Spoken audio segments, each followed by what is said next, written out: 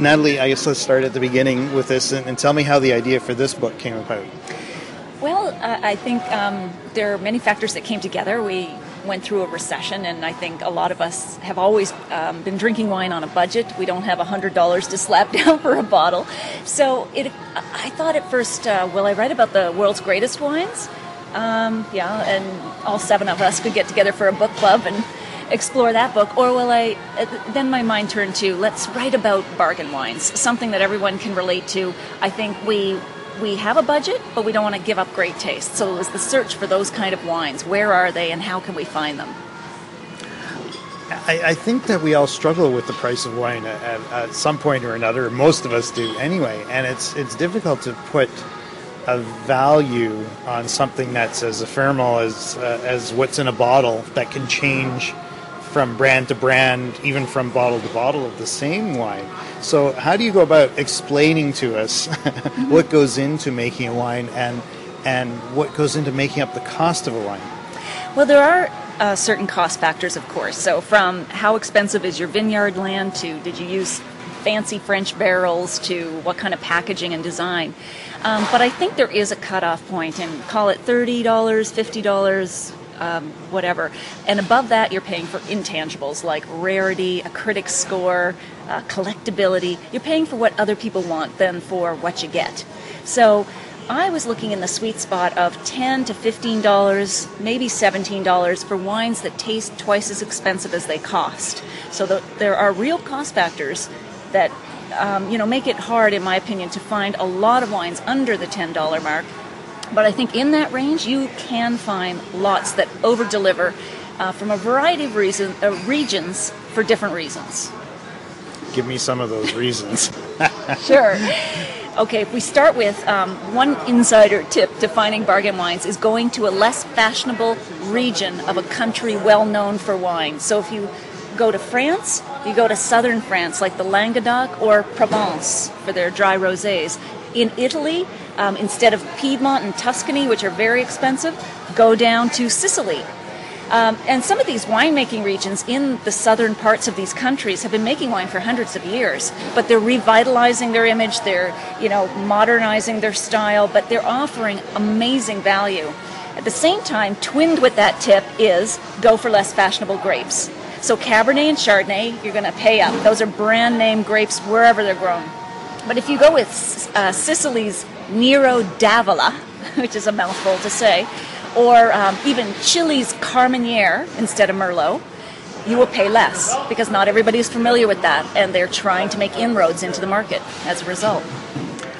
I think we tried to go with what's familiar, but I saw one of your tips in there was like look for a really long and unpronounceable name on the label and an old-fashioned looking label. Exactly. Yeah. Poor Germany, unless you speak German, of course. A few of us can read those long Gothic script names, but it's a way of, if you can become familiar with some of those wines and just try them. You don't have to be able to take a course, or you don't have to take a course in German to just experiment with German Rieslings. They're amazing, and they're also recovering from a kind of a bad reputation 2-3 decades ago, that sweet syrupy stuff that we drank behind the high school portable. So for those combined reasons, German Rieslings are amazingly low priced. What I advise is go into the store, buy a mixed case, and just sample over time so you're not stressed out about finding the one perfect wine or did this work out. I think it's a great way to discover some terrific bargain wines. Now, this book it's about searching for bargain wines, but it's also about the people. And I know this from going to wineries, is that to me, because I'm not a wine writer per se, I love meeting these characters, and you've met some really great ones on these journeys, right? Yes, absolutely. It is the search for bargain wines, but it's also the search for people passionate about making wine, because I think if you find those colorful, obsessive, provocative people in telling their story, you can tell the story of wine.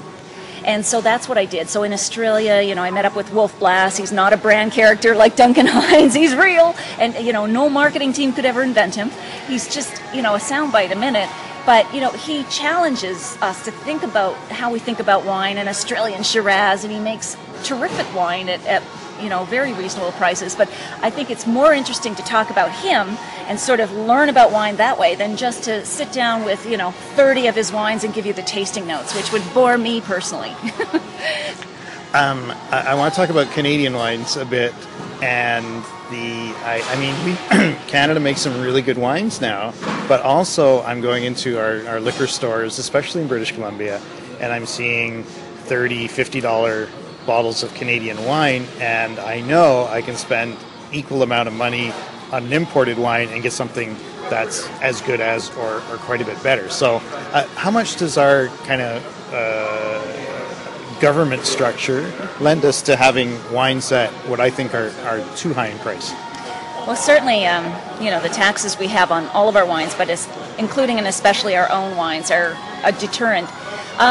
The one thing, though, that I find about both the wines from the Okanagan and Niagara, especially the Pinot Noir and the Riesling, we make amazing wines, and they are bargains if you look at what are the benchmark wines in comparison to the old world. So if you take Pinot Noir, the Heartbreak grape, it's difficult to grow, it's always expensive, it's not going to be cheap anywhere. Our Pinot Noirs are going to start at $20, $25 and go up. But if you look at Burgundy, France, for their Pinot Noir, you're going to pay double or triple even for a Pinot Noir from that region. So I think on that basis, I wasn't searching for the world's cheapest wines, but bargain meaning value, price to quality ratio. And I do think for the wines that we excel at, Pinot Noir and Riesling, and of course our dessert wines or ice wines, they are a bargain. One of the tenets of my show that I do is that I like to talk about sustainable products. And I know that you came across some of those, and I know you talked to people about organic wines, a sustainable vineyard. How has that changed since you first started going into this business, and where's it going? I think there are a lot more producers in the wine industry who are interested in organic and biodynamic farming for multiple reasons, and it's not just sort of cynical marketing. In fact, a lot of the organic and biodynamic producers I met won't put it on the label.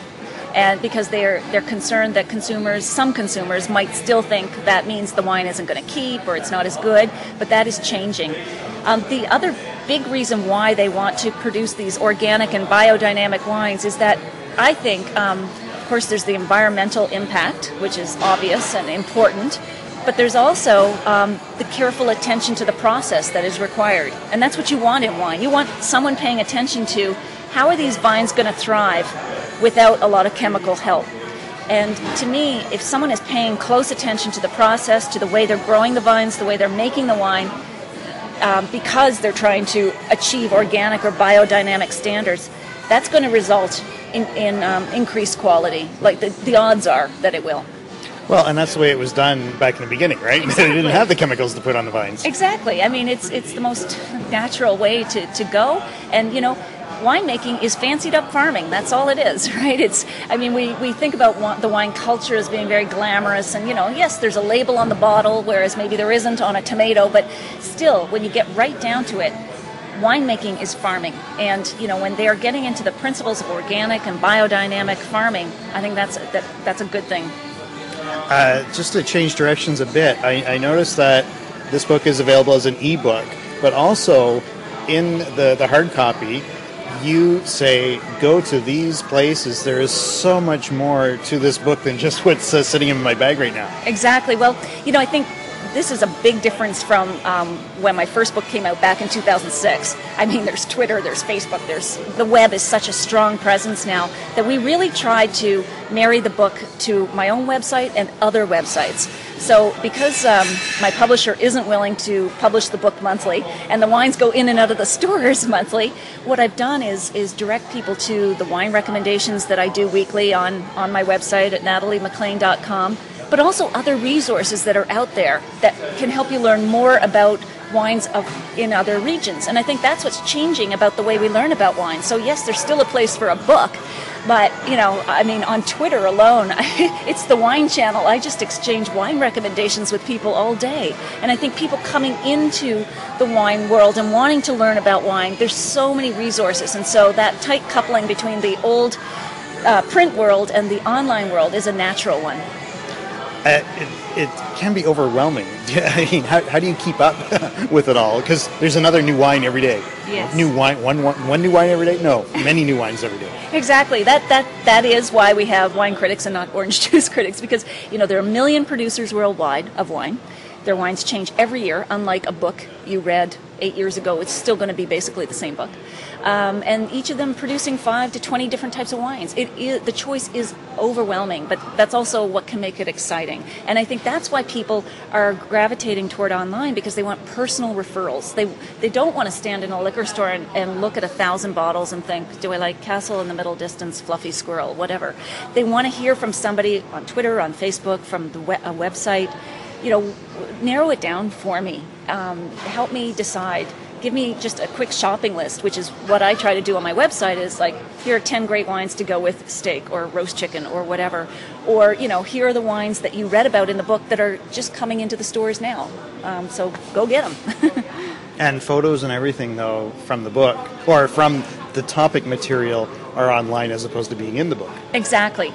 A print book is a high production cost, so, we weren't going to make a coffee table book with color photos, but there's a photo album online and people can even comment on it. There are recipes just noted at the end of each chapter in that sort of special tips section that were contributed by the winery chefs. But those are online too, because it just make the book too big. So I think, again, it's a perfect intersection of that old-fashioned print and newfangled online. Do you ever get tired of tasting wines? Oh no! I do knew the have a answer to wrong that job. No, it's great. I'm a thoroughly hedonistic researcher. I don't think I'll ever tire of it. Thanks a lot. Thank you, Don.